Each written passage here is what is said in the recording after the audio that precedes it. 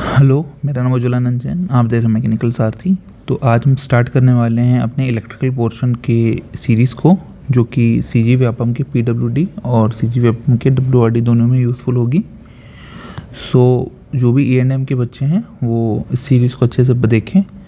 Notes खुद से आप बनाएंगे और जो हैंड रिटन नोट्स होगा वो आप खुद से पढ़ेंगे, जो मैं यहाँ लिखाऊंगा क्लास में, और जो टॉपिक कवर होगा वो आपके नोट्स खुद की हैंड राइटिंग में लिखें तो ज़्यादा बेटर होगा। अभी स्टिल आपके पास लगभग 1 मंथ पीडब्ल्यूडी के पेपर के लिए है एंड 1 मंथ 7 डेज अप्रॉक्सीमेट आपके लिए डब्ल्यूआरडी के पेपर के लिए, तो टाइम इनफ है आपके पास। तो स्टार्ट करते हैं।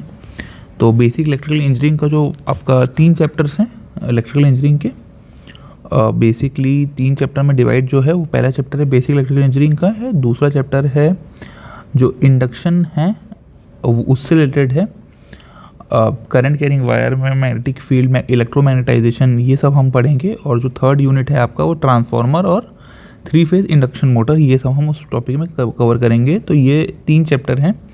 तो जो पहला चैप्टर है छोटा सा चैप्टर है जिसको हम ट्राई करेंगे कि इसी वीडियो में कंप्लीट कर लें। इससे 5 मार्क्स का सिलेबस में आपके मैंशनड है पीडब्ल्यूडी के, इससे 5 मार्क्स का आने के चांसेस हैं। तो चलिए स्टार्ट करते हैं। तो बेसिक इलेक्ट्रिकल इंजीनियरिंग में हम सबसे पहले जो पहला हमारा टॉपिक है वो हम देखेंगे इलेक्ट्रिकल टर्म्स। ये जो टर्म्स है ये आपको थ्रू आउट तीनों यूनिट में यूज़फुल होंगे। इलेक्ट्रिकल टर्म्स जो हैं वो आपको तीनों यूनिट्स में यूज़फुल होंगे। तो पहला जो है वो है करंट। पहला जो है वो है करंट। तो देखिए करंट क्या होता है। करंट मैं डेफिनेशन लिखाता हूँ और जो जो चीज़ आपके समझने के लिए होगी मैं उसको समझाऊंगा आपको। एक्चुअली करंट को हम क्या बोलते हैं, flow of electron in a conductor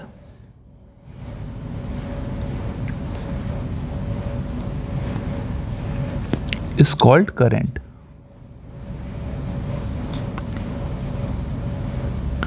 electron के फ्लो को ही हम करंट बोलते हैं। किसमें इलेक्ट्रॉन का फ्लो?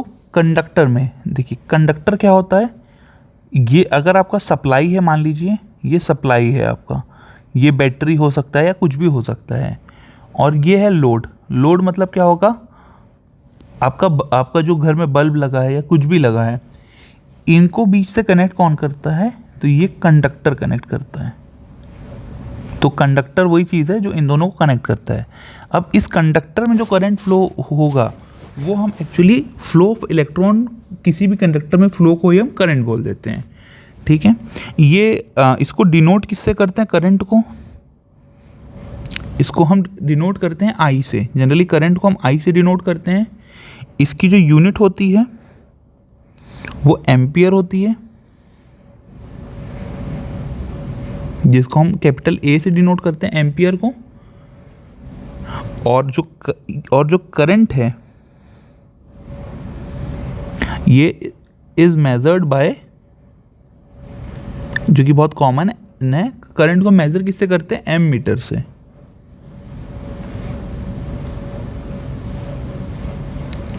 और ये जो एम मीटर है वो हम किसी भी सर्किट में करंट मेजरमेंट करने के लिए इसको सीरीज में कनेक्ट करते हैं। सीरीज, पैरेलल, ये सब मैं आपको आगे पढ़ाऊंगा। तो अभी आप ये दिमाग में डाल लीजिए कि एम मीटर को करंट मेजरमेंट के लिए यूज़ करते हैं और एम मीटर को किसी भी सर्किट के सीरीज में कनेक्ट किया जाता है। ठीक है, यहाँ तक आपका क्लियर हो गया। अब देखिए हमने क्या बोला था कि जो करंट की जो यूनिट है, करंट की जो यूनिट है वो क्या है? एम्पियर। करंट की जो ऐसा यूनिट है वो एम्पियर है। तो 1 एम्पियर को हम कैसे एक्सप्लेन करेंगे? 1 एम्पियर का क्या डेफिनेशन होगा? 1 एम्पियर का मतलब होता है 1 coulomb charge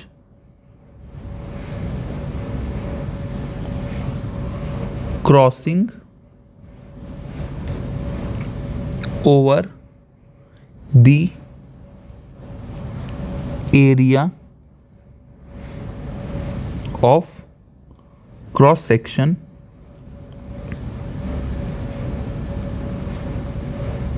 of a conductor in 1 second.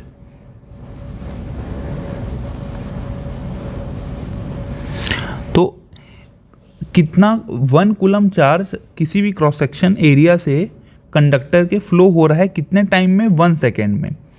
तो एम्पियर की जो एक और यूनिट होती है वो कूलम्ब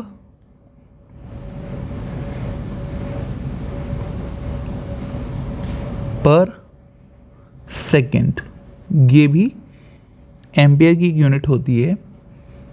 या अब करंट को भी बोल सकते हैं कि charge with respect to time, कितना चार्ज किसी पर्टिकुलर टाइम में फ्लो हो रहा है उसको ही हम क्या बोलते हैं, करंट।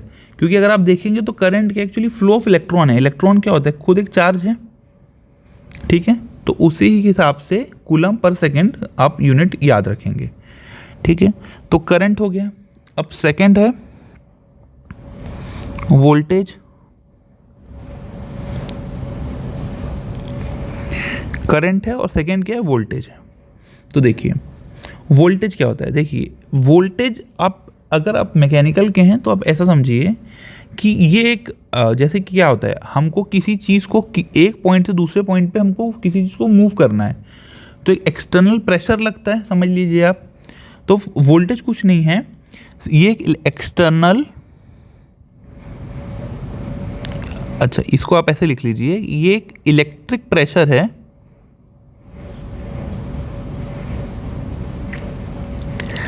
जो कि क्या करता है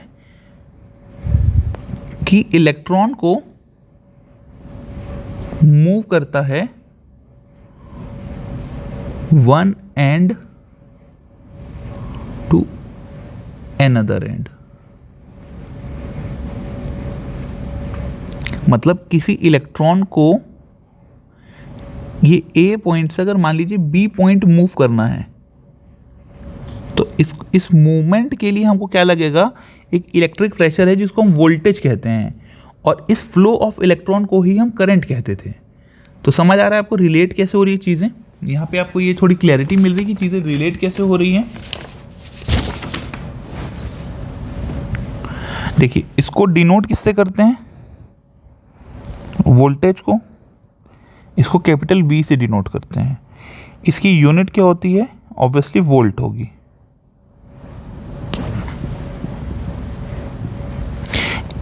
इसको हम मेज़र किससे करते हैं, तो इसको सिंपली वोल्ट मीटर से मेज़र करते हैं। तो वोल्ट मीटर तो आप बता ही देंगे, पर इसको सर्किट में कनेक्ट कैसे किया जाता है, ये कनेक्ट पैरेलल किया जाता है, इसको कनेक्टेड पैरेलल, ठीक है। इसको पैरेलल ही हम कनेक्ट करते हैं, ठीक है। अब वोल्टेज जो होता है, वोल्टेज को हम जनरली दो पार्ट में डिवाइड करते हैं, एक होती है ईएमएफ और एक होती है पोटेंशियल डिफरेंस। बट इस एग्जाम के लिए मुझे नहीं लगता कि आपको इतना डिटेल में जाना पड़ेगा कि वो पोटेंशियल डिफरेंस या ईएमएफ में आपको डिफरेंस पूछ ले। तो सिंपली आप पहले इतना याद करेंगे कि वोल्ट मीटर वोल्टेज नापता है, एम मीटर करंट नापता है। वोल्ट मीटर को हम पैरेलल कनेक्ट करते हैं और एम मीटर को हम सीरीज में कनेक्ट करते हैं, ठीक है। ये सारे चीज़ों को हमको ये सब कहाँ यूज़ होगा, जब हम आगे फर्दर ये सारी चीज़ों को हम आगे यूज़ करेंगे। ये सारी चीज़ें आपकी इस यूनिट में भी यूज़ होगी, ट्रांसफार्मर में भी यूज़ होगी, इलेक्ट्रोमैग्नेटिज्म में भी ये सारे कॉन्सेप्ट वहाँ यूज़ होते हैं। चाहे आप एसी करंट के जब डिवाइस पढ़ेंगे, एसी करंट के बारे में पढ़ेंगे तो भी ये सब यूज़ होगा वहाँ। तो आपको सिर्फ ये चीज़ बेसिक्स में काम नहीं आएगी, ओवरऑल आगे भी काम आएगी। चलिए अब थर्ड पॉइंट हम पढ़ लेते हैं, इलेक्ट्रिक पावर। अभी इलेक्ट्रिक पावर कुछ नहीं होता, सिंपल सी चीज़ है। पावर क्या होता है, रेट ऑफ डूइंग वर्क, ठीक है। बट हमको इलेक्ट्रिक पावर क्या होता है, इससे इंपॉर्टेंट ये होता है कि इलेक्ट्रिक पावर को हम निकाला कैसे जाए। देखिए सिंपली इलेक्ट्रिक पावर को आप क्या कीजिए, वोल्टेज और करंट को मल्टीप्लाई कर लीजिए, जो हमने ऊपर पढ़ा है, और इसकी यूनिट क्या होती है, वॉट, ठीक है। वोल्टेज पावर की यूनिट क्या होती है, वॉट। अब इसको इलेक्ट्रिक पावर को हम वॉट मीटर से नापते हैं, ये भी आप लिख सकते हैं, बट ऑब्वियसली वॉट है तो वॉट मीटर से आप समझ जाएंगे। खैर आगे जब हम आपके ट्रांसफार्मर में पढ़ेंगे तो आगे ये सारी चीज़ें वहाँ पे कनेक्ट की जाएंगी, तो आपको वहाँ पे भी ये चीज़ रिकॉल हो जाएगी, ठीक है। तो अभी आप इतना लिख लीजिए। चलिए अब हम पढ़ते हैं रेजिस्टेंस क्या होता है। 4th पॉइंट हमारा है इलेक्ट्रिकल पैरामीटर में रेजिस्टेंस। ओके, अब रेजिस्टेंस क्या होता है? सिंपल होता है, रेजिस्ट मतलब कुछ चीज़ का रेजिस्ट कर रहा है कोई चीज़ को। रेजिस्टेंस सिंपली क्या होगा? किसी चीज़ को रेजिस्ट कर रहा है। तो ये सिंपली प्रॉपर्टी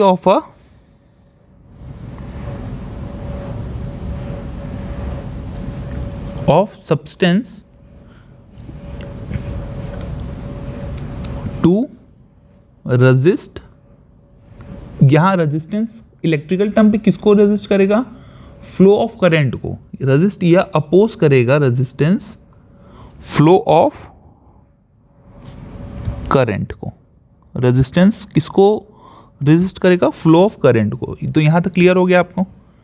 सिंपली अब इसको डिनोट किससे करते हैं? मैं एकदम बेसिक से आपको पढ़ा रहा हूँ, ताकि क्योंकि मैकेनिकल वालों के लिए ये नया चीज़ है। तो आप बिल्कुल इत्मीनान से पढ़िए, कोई हड़बड़ाने की ज़रूरत नहीं है। और जिसको समझना है वही वीडियो देखे।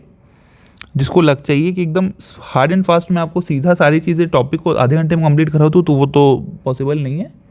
तो सिंपली आप जो मैं पढ़ा रहा हूँ उसको अच्छे से पढ़िए। यूनिट इसकी क्या होती है? ओम। ओम को डिनोट हम किससे करते हैं? इस तरह से ओम को डिनोट करते हैं। इसको भी मेज़र हम किससे करते हैं? रेजिस्टेंस को मेज़र किससे करते हैं? बाय किससे? ओम मीटर से। सिंपल है ये भी। रेजिस्टेंस को हम किससे मेज़र करते हैं? ओम मीटर से। और अगर जो मेगा ओम होती है, जो बहुत ज़्यादा रेजिस्टेंस होती है, mega ohm means high resistance relatively, इसको हम किससे मेज़र करते हैं? मेगर से। मेगा ओम, ओम मतलब मेगा इंटू 10⁶, ठीक है। इसको हम उससे मेज़र करते हैं। अब देखिए रेजिस्टेंस को हम कैसे लिखते हैं? मैं वहाँ पर पहले यहाँ लिख देता हूँ। Resistance is equal to rho into L by A, ठीक है।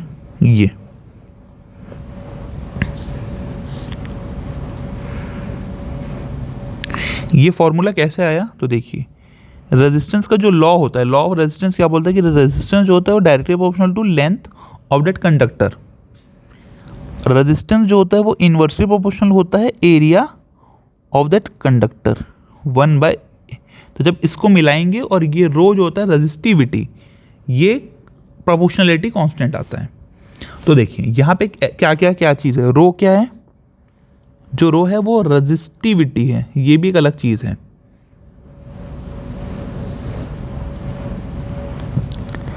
एल क्या है? लेंथ ऑफ जिस कंडक्टर की आप बात कर रहे हैं वो। ए क्या होता है? Cross section area.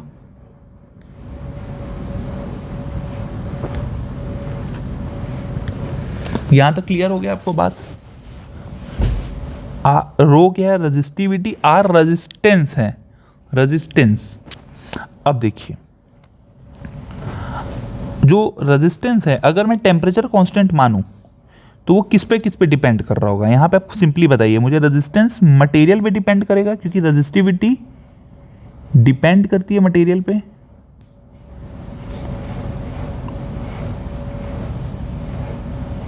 Resistivity depends on material. अभी मैं टेम्परेचर को कांस्टेंट मान रहा हूँ, टेम्परेचर को पिक्चर में नहीं ला रहा हूँ। तो रेजिस्टेंस जो है वो मटेरियल पे डिपेंड करती है, क्योंकि रेजिस्टिविटी पे डिपेंड कर रही है। रेजिस्टेंस जो है वो लेंथ ऑफ वायर पे डिपेंड कर रहा है, और रेजिस्टेंस जो है वो क्रॉस सेक्शन एरिया पे भी डिपेंड कर रहा है। कि अगर मैं क्रॉस सेक्शन एरिया को आधा कर दूं, किसी भी क्रॉस सेक्शन एरिया को हाफ कर दूं मैं, तो रेजिस्टेंस कितना हो जाएगा? दुगना हो जाएगा। उसी प्रकार अगर मैं किसी भी वायर का डायामीटर को हाफ कर दूं, तो रेजिस्टेंस के ऊपर क्या इफेक्ट पड़ेगा? रेजिस्टेंस 4 गुना हो जाएगा, क्योंकि मैं डायामीटर बोल रहा हूँ। एरिया क्या होता है? π/4 d²। तो d² तो मतलब d/2 का होल स्क्वायर, तो 4 गुना रेजिस्टेंस हो जाएगा। आप क्वेश्चन में पढ़ लीजिएगा कि वो एरिया हाफ करने बोल रहा है या डायामीटर हाफ करने बोल रहा है, ठीक है। तो ये क्रॉस सेक्शन एरिया हो गया। अब देखिए यहाँ पे अब एक चीज़ आपको समझनी है कि टेम्परेचर का इफेक्ट क्या होता है। पहले मैं ये लिखता हूँ कि इफेक्ट ऑफ टेम्परेचर।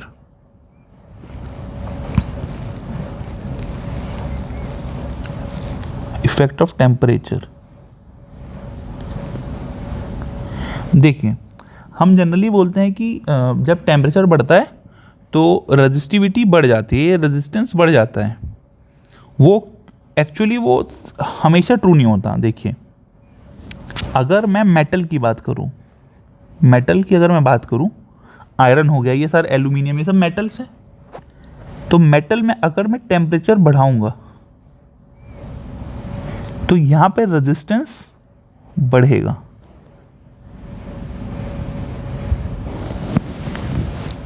देखो, सिंपल होता है कि मेटल में फ्लो ऑफ, मतलब जो आपका पावर ट्रांसमिशन होता है या जो भी इलेक्ट्रिकल फ्लो है, जो इलेक्ट्रिसिटी का फ्लो है, वो इलेक्ट्रॉन के फ्लो जो होता है फ्रीली, उसमें डिपेंड करता है, फ्री फ्लो ऑफ इलेक्ट्रॉन पे। तो अगर टेम्परेचर बढ़ रहा है तो आप समझिए वॉइड्स बढ़ जाएंगे मटेरियल में। तो जो इलेक्ट्रॉन फ्रीली मूव कर पा रहा था किसी मटेरियल पे, अब छोटे छोटे वॉइड्स होंगे। आप समझिए इस चीज़ को, वॉइड्स क्या करेंगे, वो जो इलेक्ट्रॉन फ्री मूवमेंट हो रहा था उसको रिस्ट्रिक्ट कर देंगे। मान ली ऐसा, मतलब देसी लैंग्वेज में आप समझ जाइए कि इलेक्ट्रॉन उस गड्ढे में गिर जाएंगे। तो जिस इलेक्ट्रॉन के ए पॉइंट से बी पॉइंट जाना था, वो ए बी के बीच किसी वॉइड या किसी पोर्स में फंस जाएंगे। तो इससे क्या होगा, इलेक्ट्रॉन का जो फ्लो होगा वो अपोज हो जाएगा और रेजिस्टेंस बढ़ जाएगा। तो मेटल के केस में रेजिस्टेंस बढ़ता है। पर अगर आपके क्वेश्चन में बोल दे कि सेमीकंडक्टर है,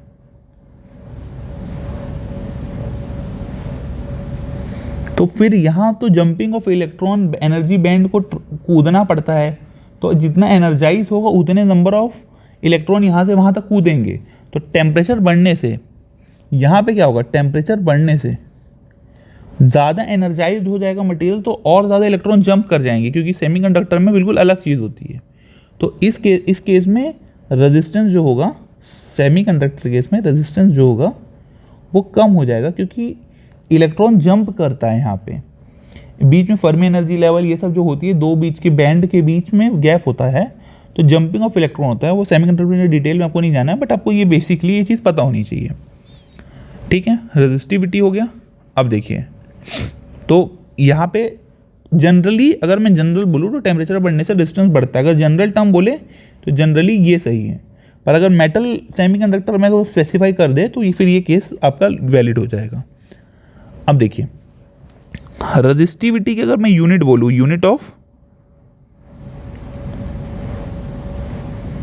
रेजिस्टिविटी, तो देखिए रेजिस्टिविटी मतलब क्या, रो होगा, तो rho R into A by L, ऐसे मैं लिख सकता हूँ। जो ऊपर ये फॉर्मूला है, इस फॉर्मूले को यहाँ पे मैं ऐसे लिख सकता हूँ।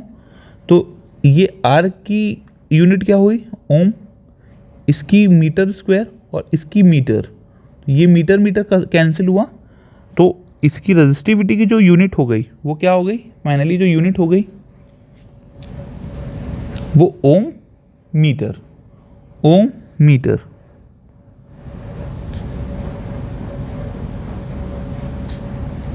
ठीक है, ओम मीटर। अब यहाँ पे छोटी सी चीज़ डाल लीजिए, यहाँ पे लिख लीजिए।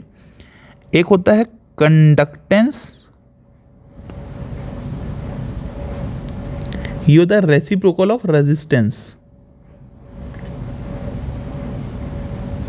तो रेजिस्टेंस की इसकी तो कंडक्टेंस की यूनिट क्या होगी, 1/ओम। अगर मैं ऐसा बोल लूँ तो 1/ओम को ये क्या लिखता है, ओम इनवर्स। और ओम इनवर्स को मैं इनवर्स अगर लगाता हूँ तो MHO लिखता हूँ, मो भी बोलते हैं। और इस मो को हम ऐसा यूनिट में सीमेंस बोलते हैं, सीमेन। ठीक है, तो कंडक्टेंस की यूनिट क्या हो गई, मो या सीमेन। सिमिलरली यहाँ पे अगर मैं कंडक्टिविटी बोलूँ, कंडक्टिविटी, तो ये होगा 1/रेजिस्टिविटी। तो रेजिस्टिविटी की यूनिट क्या होती है, 1/ओम मीटर। तो ये क्या हो जाएगा यहाँ पे, मो मीटर इनवर्स, या मो को हम क्या लिखते हैं, मो को ही तो सीमेन लिखते हैं, तो सीमेन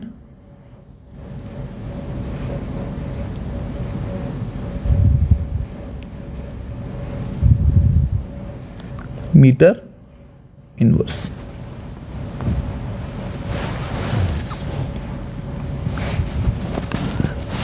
ठीक है, अब यहाँ पे एक छोटी सी मैं चीज़ आपको लिखा देता हूँ, सुपर कंडक्टर, क्योंकि हम रेजिस्टेंस ये सब पढ़ रहे हैं, तो सुपर कंडक्टर क्या होता है।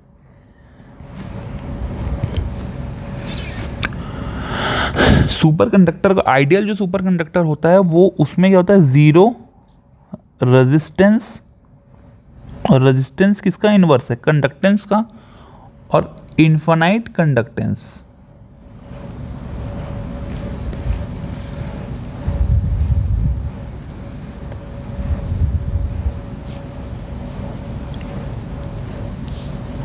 तो अगर रेजिस्टिविटी ज़ीरो है मीन्स V पोटेंशियल ज़ीरो है और I is not equal to zero. Obviously conductor है तो I तो फ्लो हो रहा होगा, तो V ज़ीरो होगा और I is not equal to zero. तो यहाँ पे कोई हीटिंग इफेक्ट सुपर कंडक्टर में नो जूल हीटिंग। अरे जूल हीटिंग क्या होता है, हीटिंग मतलब क्या, गर्मी उसको होने की। तो वो तो यार पावर में अगर आप टाइम मल्टीप्लाई कर दोगे, पावर क्या होता है, मतलब पावर क्या होता है, जूल पर सेकेंड। तो पावर में अगर आप टाइम मल्टीप्लाई कर दोगे तो हीटिंग इफेक्ट निकल जाएगा। तो हीटिंग इफेक्ट एक्चुअली क्या होगा, VI इंटू टी। अब V अगर ज़ीरो है तो ये हीटिंग इफेक्ट भी क्या आ जाएगा, ज़ीरो, क्योंकि सुपर कंडक्टर में पोटेंशियल जो होता है, जो आपका वोल्टेज है या पोटेंशियल डिफरेंस है वो ज़ीरो होता है, और करंट है वो नॉट इक्वल टू ज़ीरो, क्योंकि कंडक्टर में करंट फ्लो हो रहा है ना। ठीक है, तो ये आपका बेसिक जो टर्मिनोलॉजी थी हमने यहाँ पे पढ़ ली है। और सुपर कंडक्टर बहुत लो टेम्परेचर पे मिलता है, ये सब तो आपको पता ही है। तो वो नहीं भी पता है तो आपके लिए मेन ये बस जीरो रेजिस्टेंस, इनफाइनाइट कंडक्टेंस, इतना आपको पता होना चाहिए। अब नेक्स्ट हेडिंग आप डालिए ओम्स लॉ, जो कि आपके सिलेबस में भी लिखा हुआ है, ओम्स लॉ। अभी किसने दिया था, क्यों दिया था, ये सब आपको जानने की कोई ज़रूरत नहीं है। आप तो सीधा लॉ जानिए कि लॉ क्या बोलता है। सबसे पहले लॉ को अच्छे से पढ़िए, एट कांस्टेंट टेम्परेचर। ये सारी कहानी जो मैं आपको बनाने वाला हूँ, पूरी रामायण कथा, मैं आपको कांस्टेंट टेम्परेचर पे यहाँ पे ओम्स लॉ बताने वाला हूँ। At constant temperature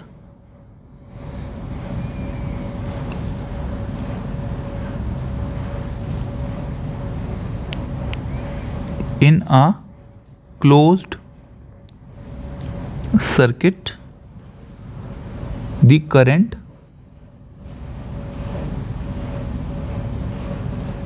is directly proportional to voltage applied. Voltage applied and inversely proportional, proportional लिखा है, टू रेजिस्टेंस ऑफ सर्किट। तो ये आपका ओम्स लॉ है। तो चलिए ओम्स लॉ क्या बोलते हैं, इसका मतलब क्या हुआ, जो करंट है वो प्रोपोर्शनल टू V है, पहला पॉइंट, एंड जो करंट है वो प्रोपोर्शनल टू 1/R है। तो जब आप इसको इक्वेट करते हैं और इसको सॉल्व करते हैं तो R इक्वल टू V/I हो जाता है। ठीक है, और यहीं से आपका निकलता है वो बहुत famous equation, V is equal to I। ये बहुत बड़ा फेमस इक्वेशन है जो आपने कई बार बचपन में भी सुना होगा और अभी आप जवानी में भी सुन रहे हैं। V equal to IR, simply ये है। इसमें कुछ क्वेश्चंस मैं आपको बेसिकली यहीं करा देता हूँ, सिंपल से क्वेश्चंस हैं, वो आपसे बन ही जाएंगे। तो मैं एक बार जल्दी उसको आपको बता देता हूँ कि क्वेश्चन में मान लीजिए आपको वोल्टेज दिया है 240 V वोल्ट है, तो वोल्टेज आपको दिया हुआ है 240, रेजिस्टेंस आपको दिया हुआ है 60 ओम्स। सो आपको करंट निकालना है, तो simply V equal to IR, V कितना 240, 60 इंटू I, तो I is equal to 4 ampere. Current की यूनिट एम्पियर होती है, ठीक है, तो इस तरह का क्वेश्चन है। सिमिलरली अगर क्वेश्चन 2 मैं बोलूँ कि आपको जो पावर है वो 1000 वॉट दिया है, ये आपका अगला क्वेश्चन है। वोल्टेज जो है आपको वो 240 वोल्ट दिया हुआ है, तो आपको करंट निकालना है। करंट क्या होगा, तो सॉल्व मैं इसको अगर करूँ सिंपल, मेरा पावर क्या होता है V इंटू आई, वे पावर का फॉर्मूला है, V इंटू आई हमने पढ़ा था ऊपर, तो ये 1000 240 इंटू आई, तो आई यहाँ से क्या आ जाएगा 1000 अपॉन 240, ये आ गया आई की वैल्यू एम्पियर में। जब आप इसको सॉल्व करेंगे तो ये 4.16 एम्पियर के आसपास आएगी। ठीक है, तो ये सिंपली कुछ मैं बेसिकली ओम्स लॉ के आपको कुछ जो बेसिक्स हैं वो बता रहा था कि ओम्स लॉ सिंपली है, कुछ ज़्यादा नहीं है, इतना ही आपको पता होना चाहिए। ठीक है, तो अब आपका जो नेक्स्ट टॉपिक है वो सर्किट पे है। तो यहाँ पे टाइप्स ऑफ मेन सर्किट के मैं यहाँ पे टाइप्स पहले लिखा रहा हूँ, फिर हम उसको एक 1 बाय 1 पढ़ेंगे। टाइप्स ऑफ सर्किट, तो पहला टाइप है जो बहुत फेमस है सीरीज सर्किट।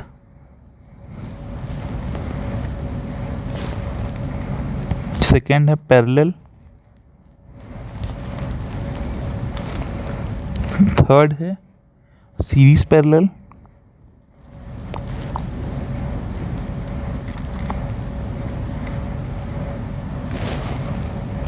फोर्थ है मैश या नेटवर्क सर्किट। ठीक है, मैं ट्राई करूँगा कि जो वीडियोस है वो 30 मिनट्स की ही मैं रेंज में ट्राई करूँगा, ताकि आप आराम से इसको देख लीजिए। तो 30 मिनट्स ऑलमोस्ट होने वाले हैं, तो हम इसको यहीं पे होल्ड करते हैं, और जब अगला जो वीडियो होगा वो टाइप्स ऑफ सर्किट पे होगा, और अगले जो वीडियो में मैं टाइप्स ऑफ सर्किट के साथ साथ आपको किरचॉफ लॉ बताऊंगा, और उसके हम अच्छे क्वेश्चंस कर लेंगे, ताकि अगर किरचॉफ लॉ से थ्योरी या क्वेश्चंस आए या इस टाइप ऑफ सर्किट में आपसे थ्योरी या क्वेश्चंस पूछे, मैं दोनों को ही कवर कर दूंगा, तो आपका वो दोनों क्लियर हो जाएगा। किरचॉफ लॉ को भी हम बड़े आराम से ईजिली समझ लेंगे, टाइप्स ऑफ सर्किट को भी हम बड़े प्यार से थोड़ा डिराइव भी कर लेंगे, और इसके क्वेश्चंस भी सॉल्व कर लेंगे। डेरिवेशंस भी मैं इसकी कुछ कराऊंगा आपको, और साथ में मैं इसके क्वेश्चंस भी कराऊंगा। सिमिलरली किरचॉफ लॉ को भी हम समझेंगे, उसके भी थ्योरी हम अच्छे से पढ़ेंगे, उसके भी हम क्वेश्चन सॉल्व करेंगे। तो क्वेश्चंस भी मैं आपको इसमें करवाऊंगा, तो आप उसके लिए बिल्कुल टेंशन नहीं लीजिए कि क्वेश्चंस कहाँ से करेंगे, क्वेश्चंस भी मैं आपको साथ में करवाऊंगा। तो ठीक है, अब मिलते हैं नेक्स्ट वीडियो में, तब तक आप लोग अच्छे से तैयारी करिए, और कोई भी डाउट होगा तो आप कमेंट सेक्शन में लिख दीजिएगा या टेलीग्राम में मुझे भेज दीजिएगा, जैसे मुझे टाइम मिलेगा मैं उसका रिप्लाई कर दूंगा।